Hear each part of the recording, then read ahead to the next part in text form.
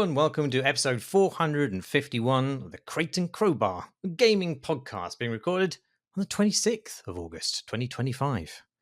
I'm Marsh Davis, a melancholic, sun-bleached, crumbling ruin of the old world, and I'm joined by the violent and terrible emergence of modernity in the form of Jamie Britton, aka the Don. Why you disrespect me like this, Marsh? I'm feeling very sad today because we didn't win the home that my partner has been channeling our savings into.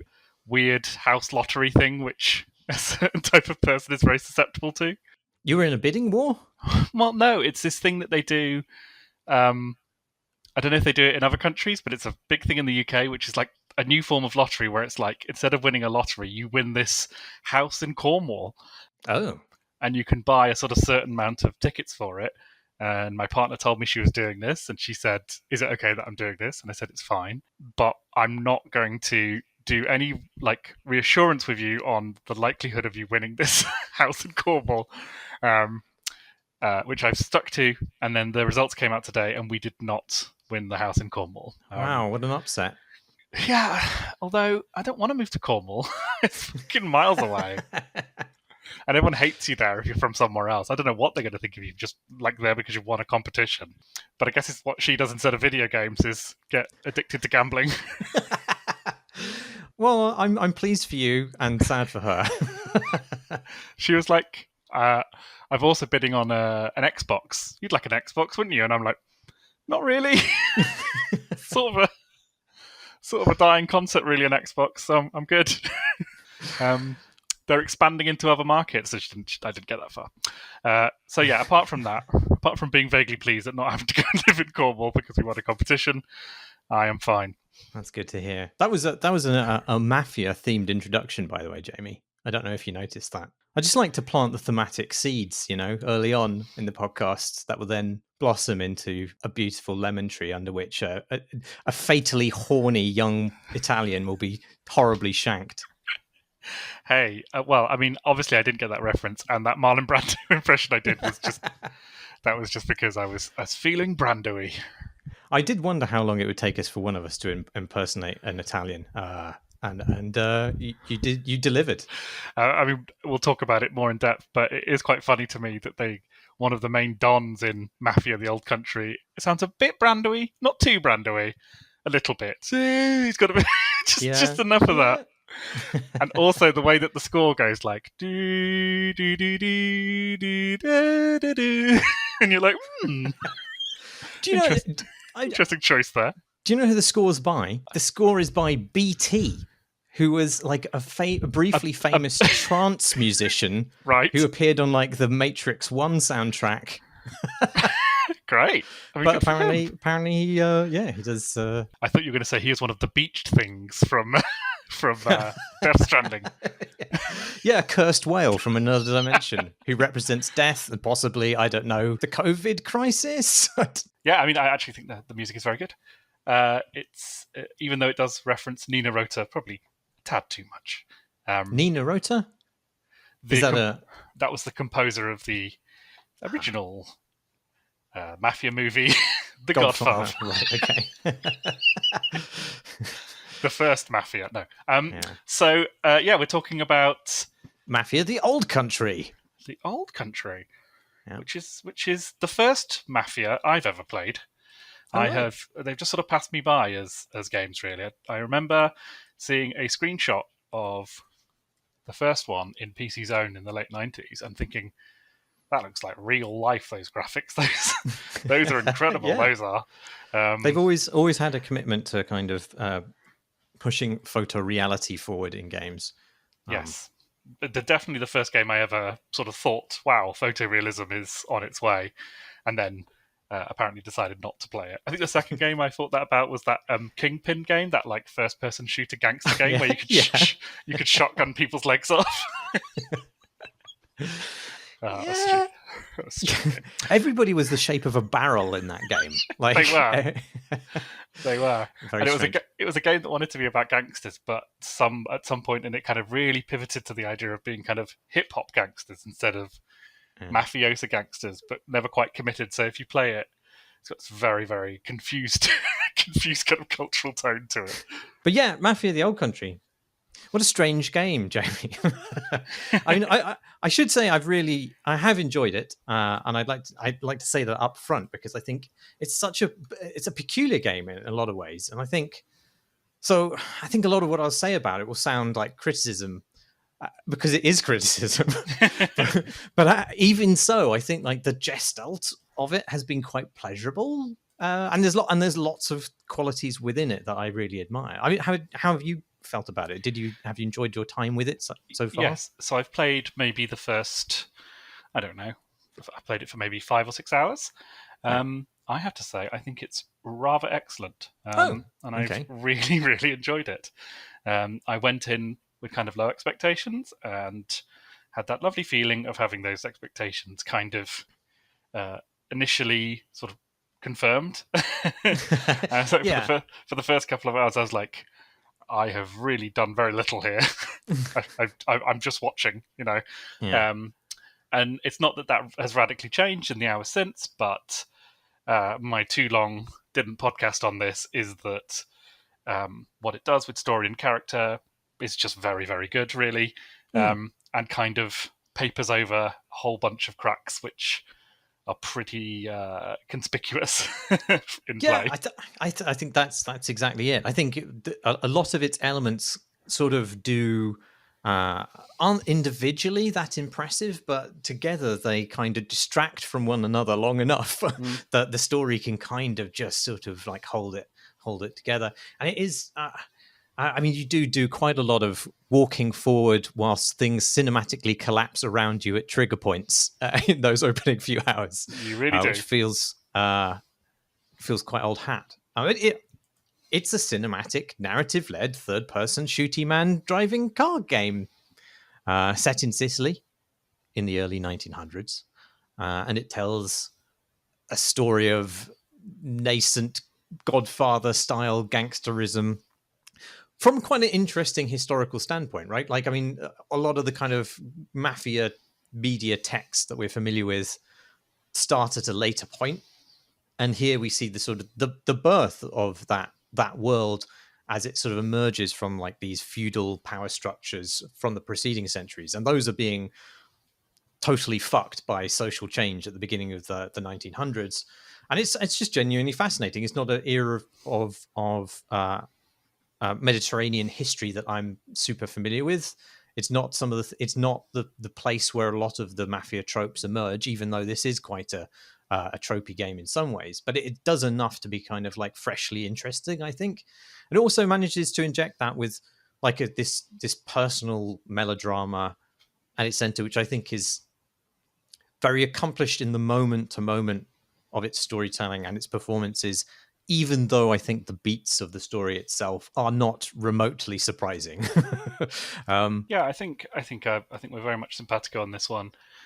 I mean, it's interesting because I think the setting, not that this is something I know much about really, but my understanding of it is that we're kind of, well, I mean, it's actually in the story of the game, in that as we join the story, it's not like, you know, you don't get a guy saying, and I shall call our new organization the Mafia. Like it starts kind of a little way down the line with these things kind of established somewhat, which is nice. I think it gives you a nice sense of the change in the world, but not complete chaos. It's like there is this order, an attempt at order being established, and that's going to be kind of troubled and threatened throughout the story. So I think that's a fun choice.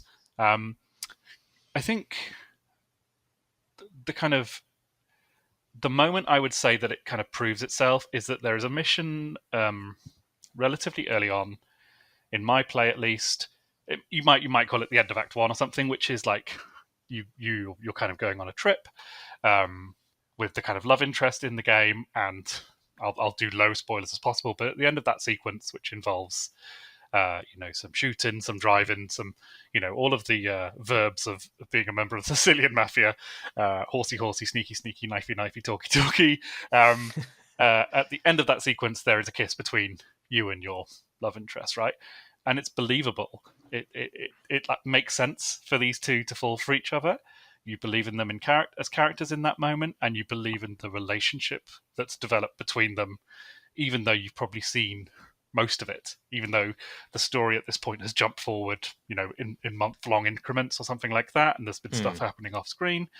And that was the moment where I was like, oh, okay, these guys really know what they're doing here, because for that relationship to be believable, and it is a relationship between a good-looking gangster guy who's going to survive by his wits and the beautiful daughter of the crime boss who is wise beyond her years and slightly out of time. In that everything in this game like rests on the very edge of becoming cliche without quite spilling over into it. It might be because a lot of this world is so defined by cliche, right? Like the whole idea of gangsters in Sicily and the idea of gangsters themselves really is something where most of our understanding of it comes from pop culture, right? It comes from, in fact, it all comes from pop culture and movies, right? It's a very culturally defined concept, just like cowboys is not really related to the real cowboys. It's something entirely different. It's something that says much more about how we feel about our world. And so I think that weirdly enough gives this world that they present us a weird kind of safety, because we can all agree that these people talking about disrespecting each other and and maybe you do me a little favor and maybe you wet my beak and all that sort of stuff. Oh God, yeah, I groaned. I have to say, when the phrase "wet my beak" popped up, I was like, oh, here we go. But the game doesn't actually lean too heavily on quote, I think. No, it doesn't. There's very little there, which is it feels very much of its time. It feels, again, because the cliches are just more or less accepted and sort of passed over, it feels weirdly authentic. I was a bit sad that I tried to play it with the sort of Hangar 13 were very clear that they didn't want to do Italian language for this game. They wanted to do Sicilian, right, which is this distinct form of the language, which is cool. But then I turned that on, and the voice, the facial capture doesn't match the. Oh no! As far as I could tell. I mean, don't quote me on that one. I think maybe in the major cutscenes it doesn't, whereas in the gameplay it does. But it was distracting enough for me to kind of switch it back to English. Yeah, I can see why that'd be the case, because there's quite a lot of facial motion capture down to a fine detail, and these are the actors' faces that are being represented in the game. So you'd have to find actors who could speak Sicilian form of Italian as well, which I guess they haven't, because at least one of the main cast is from Australia. So. I do. I mean, it becomes less of a problem the more you get used to it, but it is a bit weird that these people are walking around basically speaking Italian American like they own a pizza shop. Yeah, but they do occasionally say "figa patana" or whatever that means. That is a weird way. That is a weird way of existing, though. Where it's like I swear in my own language, but that's the kind of lingua franca of swearing is Italian or Sicilian, and then the rest of the time they're going, "Hey, what you doing to me? What you been doing to you?" Oh God. But I mean, that's one of those things that you just sort of have to accept, Yeah. I think that the performances are very good. They are on the whole. I mean, irrespective of what accent they're doing, they seem to lend those characters a great deal of kind of emotional depth. I particularly like Christian Antidormi, who plays Cesare, who again, like you say, is like verging into cliche, but never gets there. The kind of the role he's filling is that sort of hothead playboy heir apparent who has everything handed to him on a plate and is a little bit conceited and unrestrained. But he's the guy who's going like, "Why you not come to the brothel no more?" Yeah, right. Loosen up, Benzo. Yeah. He's actually, but he's very likable. He's immediately likable. Yeah, I know. He and you think, well, he gives you a hard time initially, and you think this could become something like burning resentment between the two of you. But there's actually quite a large amount of like dimensionality in that character. And then you on like he's like the devil on one shoulder, and then you've got the sort of angel on the other in the role of Luca, who's this kind of more level-headed and sympathetic underboss, if you can imagine such a thing, called played by Alberto Frezza, And again, like that character is given this much greater hinterland and emotional complexity than you think he might need. Oh, I totally love him. He's such a great character. I think it's all in the performance that he's just really likable. Like Yeah. the idea that he's looking out for you, whilst also sort of teaching you about the kind of violent rules of this world, and the things that the things that you do for the greater good and all that sort of stuff is, he's someone who's engaged with the kind of subtleties of it. He's someone who understands, what can be sometimes ridiculous about it, but what the greater purpose of it all is. And that is just a really good thing to have in this world. It's a guide, and you through what I've played at least, you really like value his kind of guidance, and it means you have an understanding of why your character would want to do all this stuff, would want to go around and beat people up for their egg protection money or whatever. It's not exactly a seductive world, but you can see why your character, who's a little bit blank slatey, would, despite his kind of moral core, nonetheless be drawn into it. It seems, if not honorable exactly, then there's some sort of order to it, which his life has been thus far missing, because he has this quite interesting origin story in that he is a Karusu, which is apparently, I didn't know this existed, but like an indentured child laborer, basically. He has been from the age of 5 locked in a mine where he has to mine sulfur to pay off his father's debts. And apparently this is quite a widespread thing in Sicily and perhaps elsewhere, I don't know. I would definitely donate one of my kids to pay off my credit. That's out of mind, you know what I mean? Just, go down the sulfur mines. Yeah, but I mean that past makes a lot of his decisions make sense, because he realizes that he has absolutely nothing in this world. It underscores how fragile the common man's existence is in that world, and that you have to take a leg up any way you can, basically. But it's also a past that he never really escapes. Like in terms of the way he's viewed by others, it comes up again and again and again. And I think that's just such a really interesting and murky, like, social phenomenon to explore. And it kind of recurs in the imagery throughout. There's the particularly cool way that it introduces each chapter with this like seismic rumble issuing from the island's volcano. And like, that's Chekhov's volcano. You know right from the start that it's going to go off, and when it does, everything's going to go off. In the opening chapter, you have your friend, who is perhaps the single most clearly doomed character in video game history.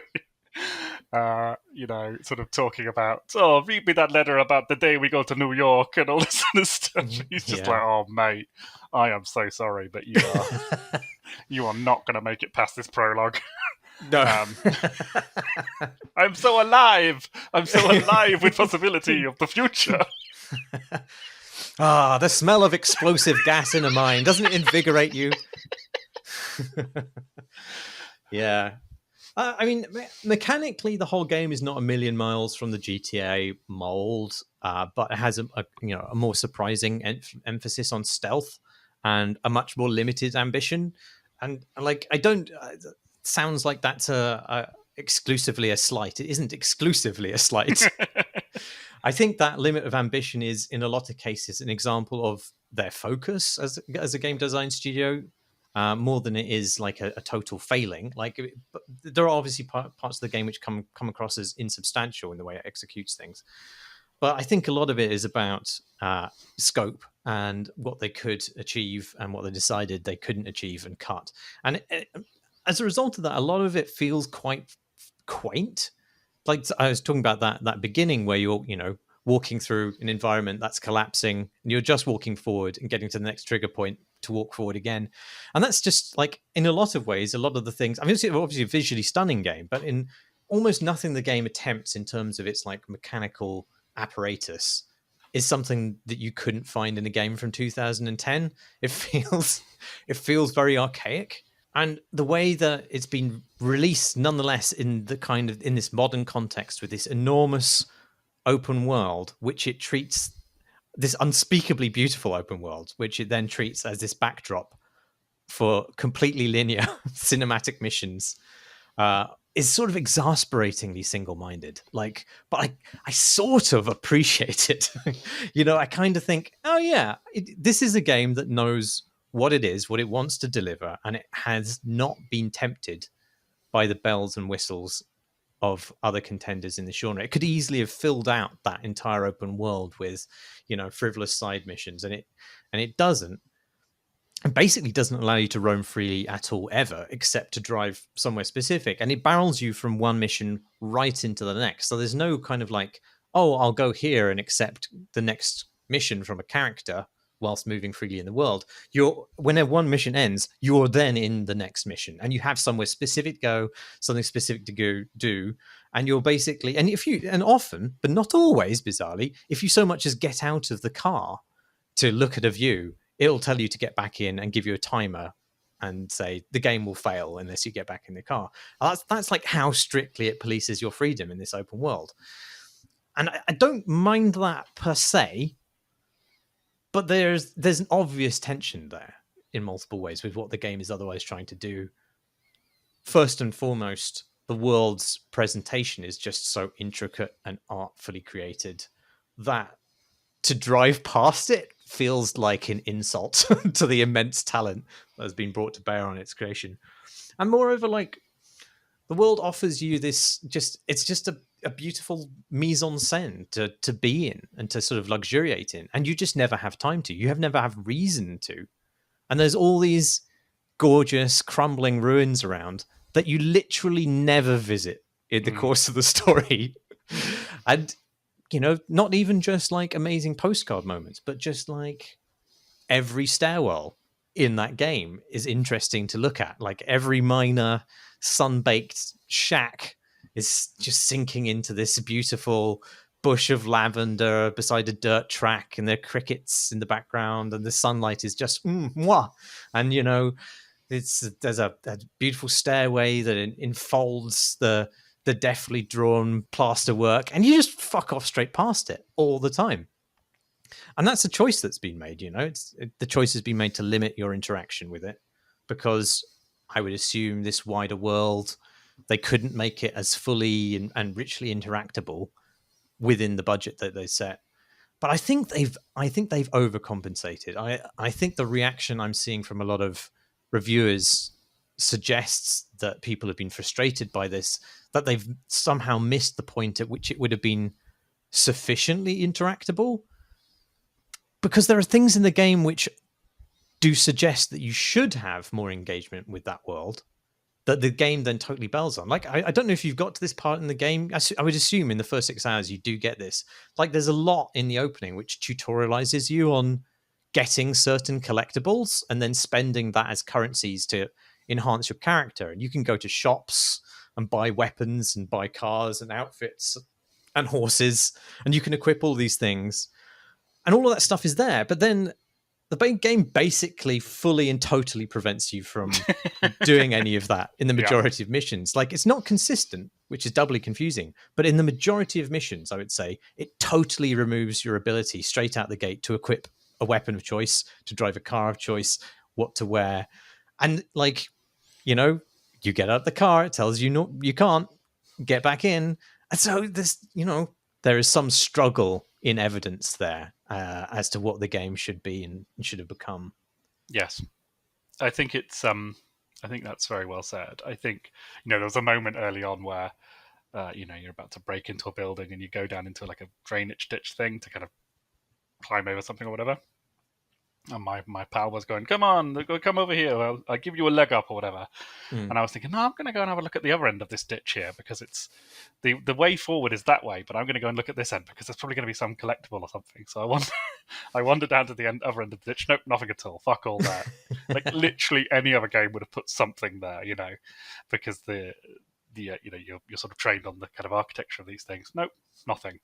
And the fact that the game does sometimes reward you for exploring, by picking up one of those charms, but they're not like hidden away. They're usually just like at the end of someone's like counter in their shop or something. So it's like explore this space a bit, but let's not go nuts, And it is kind of, because I think it's understandable that a company there's only really one or two game studios on Earth that can make Assassin's Creed Shadows or Red Dead Redemption 2, or they're fabulously expensive to do well, and very, very easy to get wrong. So I think it is a shrewd decision for them to.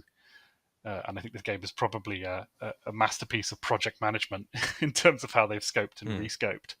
And I think the great benefit of that is a really cinematic sense of the edit, the cut, to kind of put the player in the place and time and mindset which is going to be the most exciting and most characterful and take us on that journey. And I think that's a really wonderful thing. I think there probably is still a way to balance that with more of a sense of this place as a sort of living, breathing world, which doesn't necessarily mean surrendering yourself to, having side to climb quests. up, side quests, or having to climb up towers, or do a bunch of Ubisoft kind of tick off things, which is very easy to mock and probably correct to mock to a certain extent, but also as soon as you make these beautiful spaces, you are duty bound to put things in them, and as soon as you start doing that, then that is when games get more and more expensive, and in times like this, people are very frightened about spending too much money filling out open worlds. The weird thing is, I think they've got enough stuff in that open world as it is. Like, you do have these collectibles, which aren't like great enticements to explore, but at a certain point you do get a camera, and then you're rewarded for taking pictures of particular vistas. And actually, I think that is enough. Like, I'm perfectly happy to just between missions to have like 10 minutes of poodle time where I can go and take a picture. There doesn't have to be more than 20 of them in the entire game, and that would be sufficient. And they have enough content to make that world sufficiently kind of engageable, but they never give you an opportunity to access it. You can quit out to the main menu and go to the mission replay menu, and then you select an option to roam the world freely. And then you can, at that point, go around and hunt the game's like handful of collectibles freely.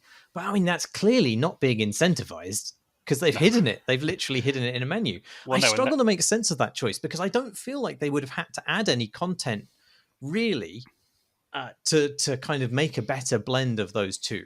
I think you could just have free roam be the default and just say, go to this space when you want to trigger the next mission. And that would have been completely fine. And actually, I don't know, maybe maybe there's a technical reason for why they've bifurcated it like that, but maybe they were fearful that they would end up just drawing a greater comparison with those open world games which have that abundance or overabundance of mission triggers on the map. But I think I would have risked that just to have that engagement with the world, just to be able to get out of the car and take a photo of a lighthouse, Yeah. I mean, they are as a free DLC, they're saying they're doing free roam mode, which they've announced now. It's already in the game, which is weird because you're saying it's already in there. So yeah. I don't quite know what the idea is with that. I mean, I guess it's a risk, isn't it? Because sometimes gamers, and I use the word in terror. Sometimes gamers, are exactly as awful as they appear, and will rampage around your faintly empty open world, comparing it to GTA, and sending you hate-filled, messages on your social media. And sometimes I think there is a quiet majority who are actually a lot more forgiving and discerning about that, and don't come to a game like this expecting a sprawling checklist. In fact, are exhausted by those and just want a little bit more ability to push at the margins. This game really hates you pushing at the margins. It really would rather you didn't. The odd thing is I don't want to explore for the sake of having like an exploration activity to perform and burn away the hours of my life. I want to do it because it feels like it would do justice to the world that they've made, to observe it. And it's like, I feel like one of the reasons it doesn't need like a huge amount of content to be interactive in that environment is because those environments themselves do all the heavy lifting simply by existing, because they've really raised the bar on how those environments look and feel to be in. I just it's odd. If I can see why people have been frustrated by it, because it does feel like they're dangling this most beautiful bauble just out of arm's reach a lot of the time. And I also think like the de-emphasis of that stuff, that kind of identity crisis that the game has, and then the kind of this reassertion of minimalism means that it puts like a lot of weight bearing, it puts a lot of weight rather onto the missions themselves. And there isn't really an enormous variety or depth to the things that they offer. Like, all of the things are okay. Like, the stealth it's okay. It doesn't really deepen mechanically beyond the first time you do it. Do you need to put people in those boxes? I've yet to work out what happens if you knock someone out or stab them to death and then don't hide them in one of the conveniently located body hiding boxes which are scattered around the levels. I mean, occasionally somebody will see the corpse, and then they'll go to alert mode. But usually, the way that the levels have been designed is such that, well, it's such that their patrol paths never intersect. So there's almost never a situation in which you need to hide bodies. Like that's a really good example that there are a bunch of affordances there, but the game never really thinks too hard about exploiting them all in a kind of holistic way. You have like a radar vision that highlights enemies, just like all Italians do. Yes, I had the exact same joke in my. Yes, the ancestral ability of the Italians, detective mode. And you've got bottles and coins that you can throw to distract enemies. There's a button mashing QTE when you chokehold guards. And like, you've got all these boxes lying around you can deposit bodies in, which just immediately dissolves the bodies, so you can put an infinite number of bodies in there. All of that stuff feels like sufficient, but it's not enough. You wouldn't ever say, if that was all the game was, you wouldn't say, this is a great stealth game. This is, you've got to play this game for its stealth stuff. It's just sort of there. And I kind of feel this, like the shooting's a bit similar. Yeah. It feels like the actual gun feels pretty good. And it takes a few, and like the actual guns have this sort of like clunkiness and sloth to them, which is inherently tense, because it takes a few moments to be accurate. It takes ages to reload those things. There's only so many bullets in any gun. All of that, and so every single shot matters, and that builds in this kind of innate pressure.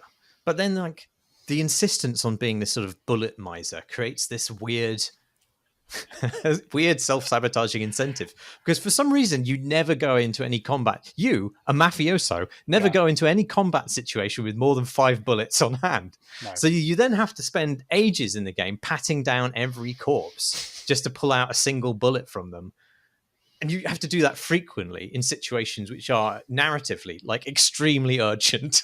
I'm in this burning factory. I know, I'll take 5 minutes just to make sure I've got all the bullets off these guys. It is quite funny, given that the game is, very walking simulatory for a lot of the time, with very few fail states, really. I mean, how do you fail to ride a horse from one small town to another whilst talking about the meaning of life with your friend, right?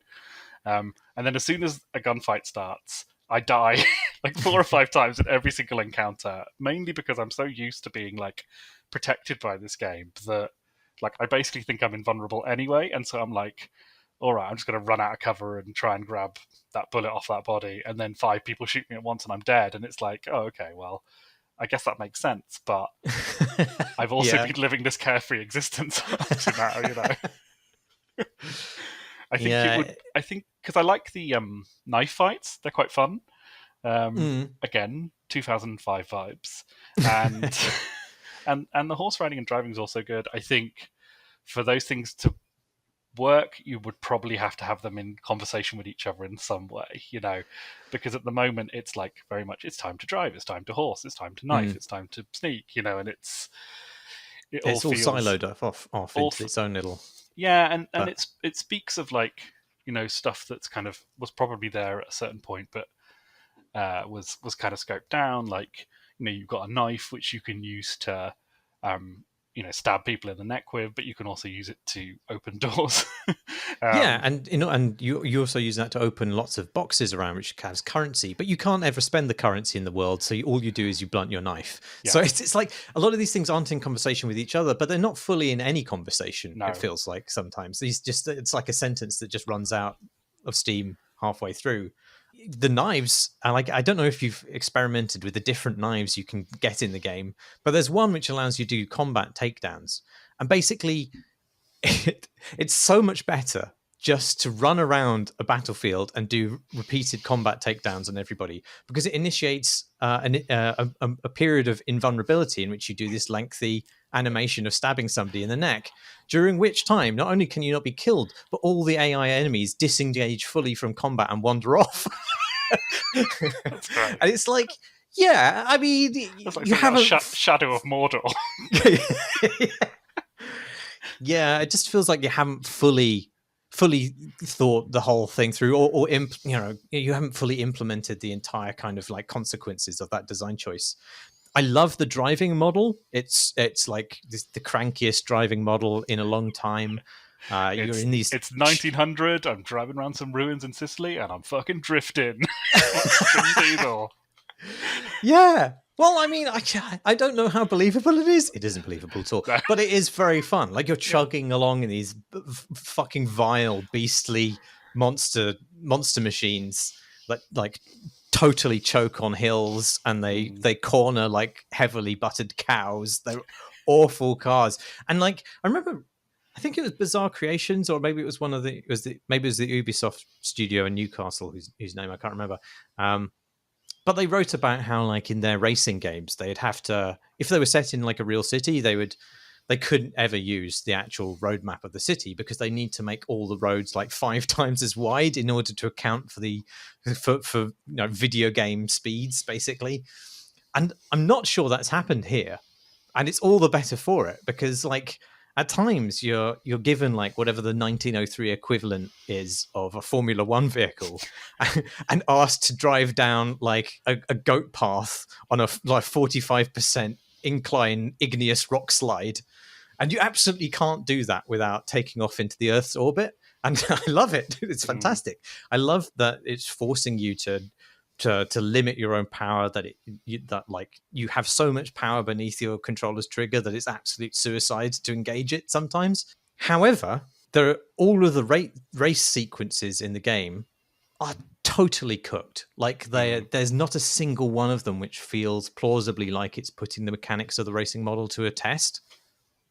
And that's not necessarily like a slam. Like I think they achieve through those races thrilling interactive sequences, but they aren't races in the truest sense of like there's not really a test of either mechanics or your skills. Like you are getting to the point where it initiates, hey, this competitor will unexpectedly overtake you at this point, and then something happens to them, and then there's some other kind of cooked moment which allows you to get past them at the last minute. It's a little bit ludonarratively skewed, because everyone's like, "Hey, Enzo, why do you learn to ride so fast?" He's like, "I didn't ride fast. The rubber banding on that other horse was it's just really tuned really high, so yeah. Don't go nuts, guys." Yeah, but all those bits, all of its components don't seem to hold up. There's not a single thing there which you could say, oh, this is the unshakable bedrock of this game. But like there's just enough. There's just enough going on in each of those things that you could forget about the flaws of the other one whilst it shakes this new thing at you. Yeah. And the unshakable bedrock of the game is good characters and good stories and confidence in telling a story that they want to tell. And it's said it a bunch of times on this podcast. It's a salve against so much is good believable characters, and they can come in all sorts of forms. And I think a game like this, which basically is like, come and join our morally dubious club. Yeah. We will offer you protection. In that very mafioso way, is like, it's very thematically interesting, even if it is a little bit, pound shop Godfather in kind of basic conception. It's anything but in delivery. Yes. Yeah. I'm going to keep playing it. I definitely want to see how it turns out. It turns out exactly as you imagine, basically. Well, I still want to see it because I'm a fan of genre and its ability to do the same thing. It delivers. I mean, good characters. Some of the most delicious villains, I think, in video games since Indiana Jones. The last Indiana Jones games had some great villains, and this has got some real figgy batanas, as the game would say. Some of the figgiest batanas, I would say, in all of Sicily. Absolutely. I've met some figgy batanas in my time, but these figgies really take the baton. There's no real segue between that and Sword of the Sea, but let's talk about Sword of the Sea. Sword of the Sea. New Abzu-like. Abzu-like. From a studio that recently fired a lot of its staff immediately after shipping. So sad. Giant squid, yeah. So, what a tricky time it is. Just feel so sad for those people. It's, especially a game like this or a game like Mafia, the old country, I'm just really hoping it doesn't happen there. I won't be surprised if it does because, this is the world we're existing in now. Making games which are, for all their flaws, really personal and unique, made by, big teams of people, but all kind of coming together to sort of deliver something that clearly inspires a lot of, care and consideration to the vision of the game itself. And something like Sea of Swords is like Sword of the Sea. Is it Sword of the Sea? I have been jokingly spoonerizing the title. So sorry to anyone who knows me in real life who I've been confusing massively by. Well, you have a sword and it's of the sea, and there aren't any swords in the sea, so I think it's Sword of the Sea rather than Sea of Swords. Why isn't it called Surf Sword of the Sea? Surf, swords, and sand. Absolutely. So in Sword of the Sea, you play as a protagonist in one of these games who is a sort of faceless guy who, at the beginning of the game, gets a cool surf sword, hops on it, and starts his journey through a world of sand, sea, sex, there's no sex, and fish. Snakes. There's a snake. There is a very big snake. And yeah, I played this through in a little more than 2 hours. The game gave me an achievement for speedrunning it, which made me laugh. I don't think I wasn't going for that. I saw that it was a more open world take on their games, which is, I don't think they've said that, but like it kind of has open world vibes in terms of the sort of big spaces you're going through, while still being a very, very linear, kind of very sort of directed experience, where you're sort of you're zooming around on your surfboard. They've got lovely sense of movement and momentum, and you can do sweet tricks. And then you're basically going into these sandy areas and activating water to come out, at which point a big shower of fish kind of fly out of the ground and change. Am I describing this right much? And sort of change the nature. It's less Python-esque. It's not a kind of a horrible shower of fish. It's like it's not like a Bloodborne DLC shower of fish. It's a beautiful, uplifting shower of fish. Absolutely, yes. Then you can sort of zoom along with them as you head back to the sort of nexus point of the level, doing sweet skateboard ollies and indie nose bones, followed by a crowd of orca whales and squids. And you go kind of from level to level. You kind of do the things that happen in these games. So you make cautious friends with someone who appears. I wonder what they are. And at one point, big whales come out of nowhere, and it's very surprising, which again is another thing these games do a lot. Speaking of BTs. Lovely, lovely, lovely, lovely music by Austin Wintory, doing the thing that he does so well. I think just heart-stoppingly brilliant stuff, really. And I think what these games do best, and what this game is maybe the sort of best version of it I think that I've played, is that kind of sense of kind of glorious mise-en-scène where everything sort of starts singing together. You'll be sort of surfing down a giant rail made of dreams and love, and there will be fish pouring out of everywhere, and the music will be singing, and the environment will be kind of pulsing around you. And you get a real and particularly with this sort of new sense of momentum that they found in this game. I found it like there's a bit of me that wants to bully it and mock it for being so dreadfully earnest and so dreadfully kind of vulgar in its passions, but actually I completely fell for it. I loved it. I was so kind of taken along on the kind of journey and these little moments of heartbreak that you sort of know are coming in these games. And then just like the level of spectacle that it achieves, it's spectacle which isn't, I think that one of the last missions I played in the game, which was like crazy spectacle and really impressed me, was a mission in, I think, Jedi Survivor, which has a collapsing city and you're sort of doing force moves through it, and it kind of really impressed me with how the kind of sense of kind of catastrophe with that. But I think with Sword Surf of the Seas, of SeaWorld, I was just really taken aback by it's the guy's called Matt Nava, isn't he? Who's the kind of guy behind Journey and Flower and all this sort of stuff.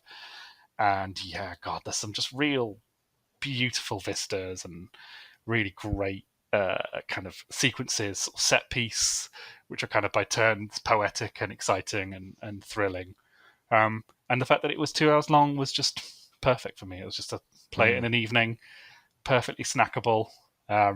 It gives you a new game plus where you can use your now learned indie nosebone tricks to kind of go faster. But I mean, I'd already won the speedrunning achievement without even trying. So, yeah. I mean, like, apparently there are like time-based extra puzzles in there that you can get. Oh, yeah. But I didn't even know they existed. They just completely passed me by because I did 1 or 2, and then I realized, oh, these are optional. I'll never do those. So I gave up. Yeah, it is beautiful to look at. I think there's something. I mean, there's got some amazing sand rendering, like whatever engine it's in, Unreal maybe, does an amazing job of just rendering the sparkly particulates of a sand dune particularly well. And there's something about the lighting in the game which is especially artful. Like I assume that they haven't gone for some like full ray traced rendering. It's like every surface has a sort of gradient on it, as though the sun is being partly occluded by a cloud, casting a shadow over this thing. And it doesn't make sense, but the way it's drawn within the environment makes it an absolutely perfect and evocative image by itself. So there's a lot of very kind of great artistic choices there, I think, in the way it presents the game. I would say that there's quite a lot of lore in the game, which isn't necessarily badly written. None of it. I quite like the writing in it, but it seems like it's written from a curious perspective, because they're dumped in these sort of lore obelisks, which you activate, then they bring these pop-ups for the text. But the words that it's saying make no diegetic sense whatsoever in the world. Like, there would be no reason for them to describe what had happened here on an obelisk for the purpose of a player understanding it. So, no. And even once explained it, it makes limited sense, because we are in a world of magic and inverted logic. Like, there's the world is sand, and the sand moves like seas, these huge waves crashing down that are made completely out of sand, and you can transform that via magic into actual liquid that's full instantaneously of life and fish and whatever else. And that allows you to levitate in places. We're not working with like a consistent set of logic that really needs to be explained. So it feels like putting a specific mythology on this stuff, like, yes, and then the people came and they summoned the ice giants called the Shadow Warriors, who did great battle in the so and so. You just don't need any of that stuff, and in fact, it doesn't make sense. It makes less sense, and it's less mystical and alluring. I think you poison the kind of majesty of that mystery the more that you explain it. I'd rather you picked up fragments of... And lo, the Dark Lord Robotnik did rise, and he did scatter the rings across the Green Hill Zone. Oh, yeah, I'm learning so much about Robotnik's motivations here. That's great. And then you paddle, the enemy in the game with the tail fin of a dolphin repeatedly, and you're like, probably didn't need 10 pages of lore to explain this. But I started ignoring those lore totems after a while. I think those games are all at their absolute best when they are catching you up in a dream logic scenario, and I think the game is as effective as one of these games has ever been at unpacking that and giving you an emotional experience that is mostly wordless, to be honest. And yeah, I didn't need the lore dumps there.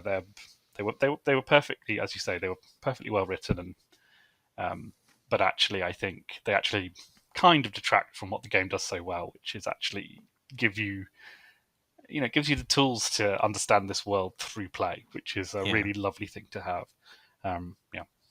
Soaring and majestic. That's all it needs to be. I agree. What else have you played, Jamie? So I have played a few different deck building roguelikes. Balatrio, as you said before we started talking, and I'm stealing as a joke. So I thought I'd just riffle through them nice and quick. Mm-hmm. So one of them is Merge Maestro.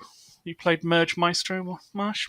I did, yeah. I thought it was really interesting, but existed at the limits of my cognitive ability. See, like, I am... it made me, after I played it, I was like, oh, maybe I need to go back to Slay the Spire. Like, nope, still shit at Slay the Spire. I still can't do it. But actually, doing that kind of reminded me of it kind of gave me a bit of context as to why I like Merge Maestro. So, Merge Maestro, you can get it on phones or on Steam. It looks a bit like Threes, and it is a bit like Threes. It's basically Threes meets a deck builder. So you're kind of merging numbers together to make one bigger than that number. You put two twos together and it'll make 3. Put 2 threes together and it'll make 4, and so on. But you can also replace those numbers with emojis, basically, and all these emojis will have different powers, effects, kind of status things that they'll do, which are incredibly numerous. There's so many of them. Some of them will buff other tokens when they appear or when they disappear, or create other tokens. And a sort of series of enemies appear along the top of the screen with a slot for sort of 4 of those. And if those slots get full, they will damage you, basically. So you need to find a way to kind of attack them with your own little tokens. You get basically 4 moves per round, in which you can merge things or feed tokens to other tokens. And it is essentially about building, like a lot of deck builders, it's essentially about kind of building a machine for death. Although it's all done in this very cute, cuddly, very likable... Well, maybe you think I liked emojis, where obviously I think I actually despise them, but in this game they're good fun. And yeah, it's kind of one of those games that's really willing you to kind of break it as thoroughly as possible. I actually got to one point where I broke it so thoroughly that the game crashed, which is a weird thing to happen when you're playing a game on your phone, because I'd essentially had a token that would do an effect on itself when it appeared, which would cause it to kind of reappear, and that just meant it got caught in a kind of an endless loop, and I had to quit out. Oh God! Which was quite fun. And yeah, it starts off relatively easy, and then there are kind of incremental difficulties in terms of different kind of goals that you have in the game. So the first run of it, you need to win. It doesn't have a boss character, and then the second run does, and the boss, as soon as they appear, will inflict damage on you. So you need to work out a way to cope with him. And there's just huge amounts of variation in the various kind of mutators that the game gives you to play with and apply. The reason I brought up Slay the Spire is because the reason I think this game works with my brain, and I am really, really not someone who thinks like synergistically or is clever enough to kind of break one of these things open. The kind of Tom Francis would no doubt make this game his absolute, I was going to say a gendered word, but like, he would make it his his Gimp? Yeah, sure, that's not problematic. Very, very quickly indeed, whereas I'm kind of still struggling away at it. But I think because the goal it gives you at the start of the game is very, very clear, you know what you're building towards, and I find that helpful, right? So, for example, as soon as the game gives you a boss that you have to beat, you realize that you need to find a way to either obviate its damage entirely by killing it really, really quickly before it kind of gets to you on the screen. So finding a way to attack it in that column, or attack all the enemies, or attack so much that it just wipes it off straight away, or find a way to kind of block it in some way. Whereas in something like Slay the Spire, that's what I was reminded of, is like, the boss that you're going to fight for each area, but you don't know who you're going to fight in the second act or the third act, and therefore you have to find a way to make your build be able to kind of compensate. This is what I've endless discussion I've been having on the Crate and Crowbar Discord about this over many years. With like, when you have a build going, it's not about making that build more of itself. It's about making that build versatile enough to deal with whatever's coming. And so in Merge Maestro, I feel like I get to experience the joys of that on a smaller scale, with less complexity, and also it only takes 10 minutes to kind of play through the whole thing. And yeah, when it's popping off, it's really fun because the game has these sound effects which are just like that's the sound of one card affecting another, and you can do a thing where one thing will appear and buff another card, which will destroy the card next to it, which will make another card appear, and you just get these lovely chains going, which is just very, very pleasing indeed. Yeah, I thought it was. I enjoyed it. I won my first game on it, and I may never play it again for that reason. But the developer's going to upgrade it persistently for maybe many years. There will be so many emojis, Mark. Well, I mean, I already have the number of emojis that my brain can hold, which is 4. So good luck to them. I think it is interesting. I did like the way it sort of stacked the abilities. I do feel like a lot of these games, the more Balatro likes that I play, the more that I feel appreciative of poker itself as, an underlying system which promises a really finely tuned balance between chance and strategy. And I feel like a lot of the games that don't have that core and just rely on RNG synergy, I feel end up feeling a little empty. Did I get the synergy? Did the dice pool allow me to have the synergy? Yes, no, and if no, oh well. It kind of robs me of a sense of triumph. I'm not quite sure that Merge Maestro doesn't have that core. I haven't played enough 3s to really know if there is like an innate basic strategy that is appealing to me there. I'd say I didn't really think that much of the way that you merge things and escalate things. I mean, it didn't strike me as particularly engaging by itself. So all of the interest in that game was then sort of resting on the potential synergy that you get from pure chance. Is that right, or is there something really like a meaty strategy that underpins the rest of the game? Yeah, I think I mean, I'm sort of speculating here because I'm not good enough at these games to kind of play them at that level. But I think the answer to that is yes. I do think that certainly for where I'm at in the game still, it's basically about which powers you pick, right? It's basically about that and how you kind of buff them as you go to affect each other. It's basically about the arrangement of the abilities that you have, and the merge mechanic of it is really more about kind of space management, just making sure that you have enough room for everything to kind of populate your board. And even at the kind of more difficult levels, that does become a going concern, and there's much more tokens that require another token to be adjacent for it to work. I think the level that kind of lifts it off even more, and I've only just kind of teased at this bit, is that because if you've got a bunch of 7s on your board and they go up to 8, and the tokens that you get that will replace 7 and 8 are very, very powerful, and you can essentially work out a way to kind of cook the books so you have a bunch of them kind of ready to rock, and then when you you get the token that will replace all your 8s with a token which say like buffs all the other one's attack or whatever, then that kind of starts paying off. But that means you've used that space for, that you could have used for a lower level token, right? So there is a kind of resource management there, which is kind of a mix of resource management, but also kind of spatial logic, kind of alongside the kind of deck building side of it.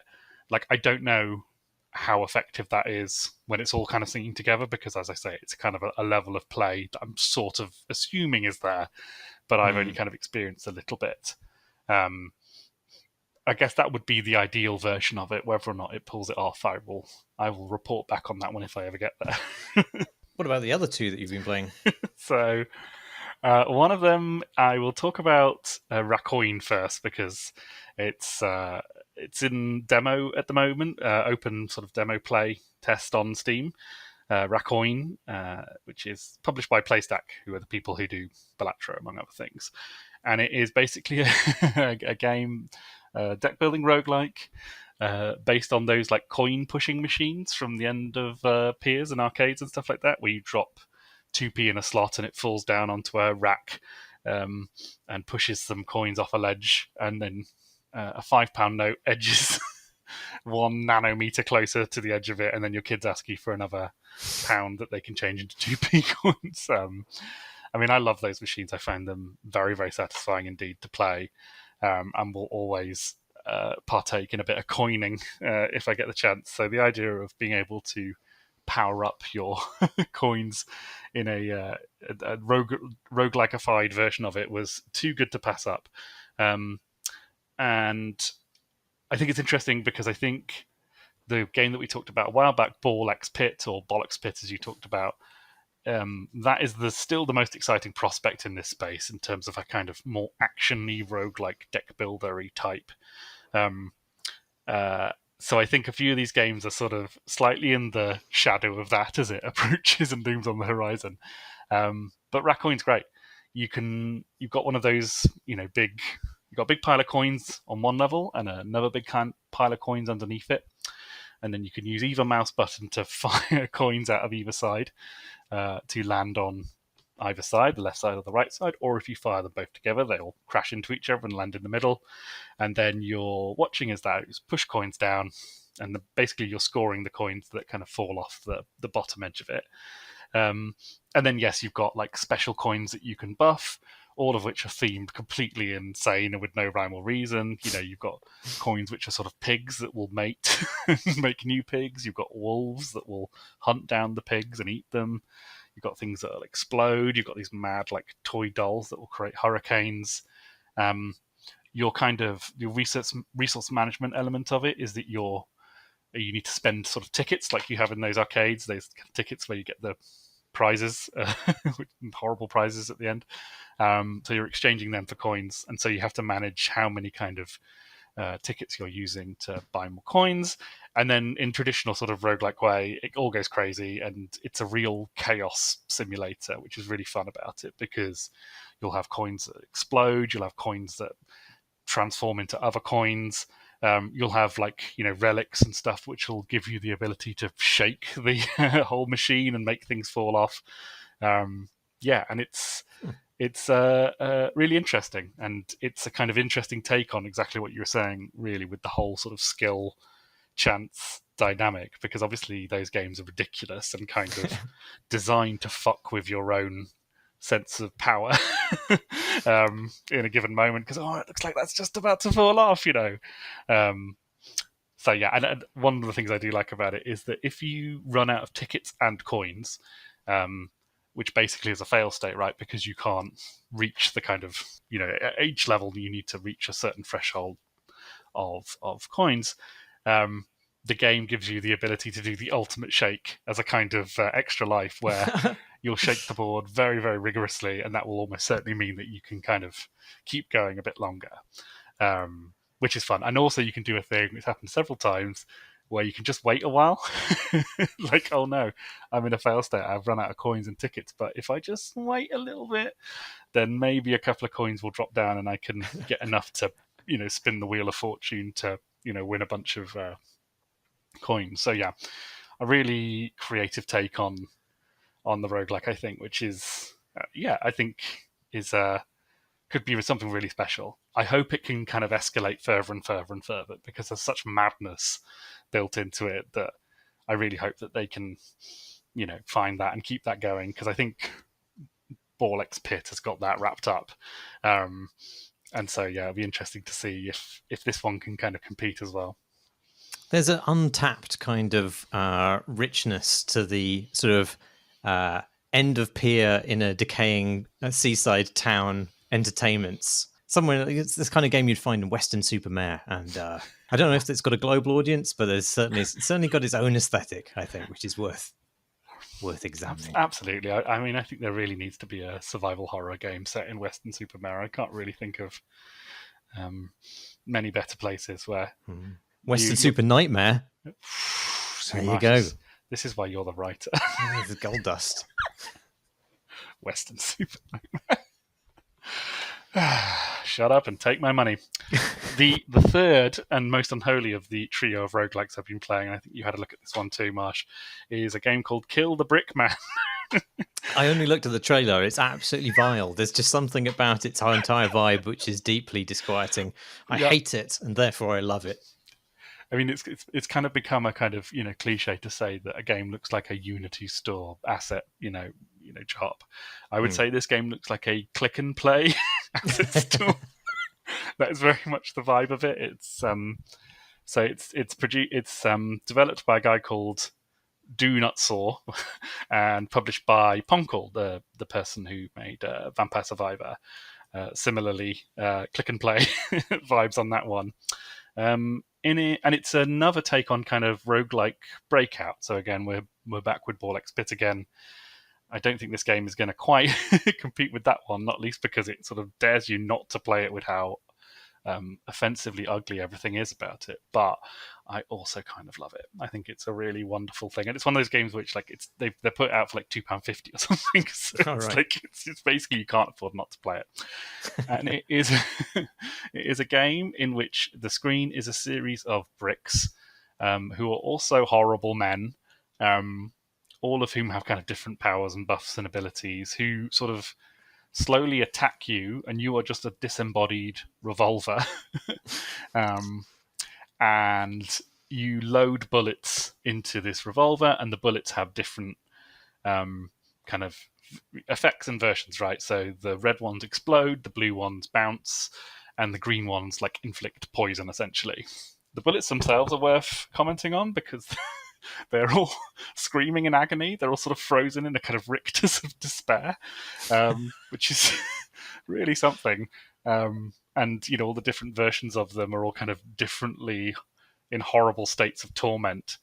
And then you're sort of loading, you load the bullets into the guns. The guns themselves have different buffs. And so there might be a 6-shooter which buffs or gives bullets extra bounce, but you have to load them in a particular pattern, right? So you do red, green, red, green, red, green, and that will activate this gun with its kind of ultimate power. So, and you only get a certain number of bullets a turn until you get to a shop phase where you can do all the usual roguelike stuff. So you can add bullets to your kind of, your roster. You can upgrade different things. You can buy relics. You can, buy various buffs and debuffs. And then the game is basically Breakout with these unholy bullets against these horrible brickmen who appear on the screen, grunt at you, advance on you. They all have various things that they're doing. And then you're pointing the guns and firing them and hoping for the best, essentially. And obviously some of the bullets bounce, some of them explode, some of them poison. And then with your various items, you can combine these effects. And when it's popping off, it is really glorious because you can make it so a bullet will bounce more or less infinitely and explode and cause other bullets to spawn and cause, another, buff to happen. It's a really fun game to break because you end up with just a screen full of just madness of bullets flying around everywhere and the brickmen exploding. And when you win the level, a big, horrible, PowerPoint presentation shower of money animation falls stay on your screen. And then you kind of get more and more powerful and stuff like that. So that's basically it. It's really disgusting to look at. It's very, very playable. It keeps crashing, which is annoying, and you can't resume runs, which is kind of criminal, really. So like the game will crash out, and then you'll load back in, and you have to sort of start again, which is you can't be doing that. Although I said that to them on the Steam discussion page, and they agreed. So that's good. Yeah, it's horrible, but it's great, and it's exactly at the right price point as well. You know, £2.50 or £3 or whatever. Yeah, just very God, good. I love the way it looks. I mean, the pixel art in it is actually very accomplished, but it's in service to something quite nightmarish. Oh yeah, no, it's weird that like the disembodied head of a rat as manifest as a single square block. How that emanates like sexual threat, absolutely. I don't know, and yet there is something deeply kind of seedy about it. Yes, I mean there is a kind of weird thing of like, you know, some of the faces, some of the brick men are just one face kind of stuffed into a box, but then you'll get one who's made like a composite of several bricks, and then everyone just looks like sweaty and squashed and really unhappy with what's going on. No one's happy being a brick man or killing one. So no, it seems like a terrible world. And the bullets are having the worst time for everyone. So yeah, that was my Bullet Trio. Good stuff. I'm very happy with those. Yeah. After being a little bit down on the bird one a couple of weeks ago, it's nice to see, you know, games kind of clearly drawing from that but being really mental. Like, you know, Bird Balatro was kind of you know, nicely meditative and chill, and it's nice to see games being aggressively bonkers. And yeah, you want a deep moral sickness. That's what we all crave. I really do. Yeah, if those eggs in that bird game were like screaming and full of unholy demons, I might have been interested. Is that all the podcast we have time for, Jamie? I feel like that is a hearty serving of pods. It is indeed. You can watch all of these recordings as videos on YouTube. You can find other stuff by us. The address for that is youtube.com/crateandcrowbar. Thanks as always to our backers on Patreon. They're lovely people. You can find out how lovely they are by joining our Discord community on our website, crateandcrowbar.com, or you can back us as well on patreon.com/crateandcrowbar. That's it. I've been Marsh Davis. I'm just looking up a Sicilian swear word. I've been Figgy Banata, Jamie Britton. I think some of those letters were correct, but hey, you know, it's a Sicilian dialect, so you can blag it. Why you gotta disrespect me, Mark? Perfect. Thanks.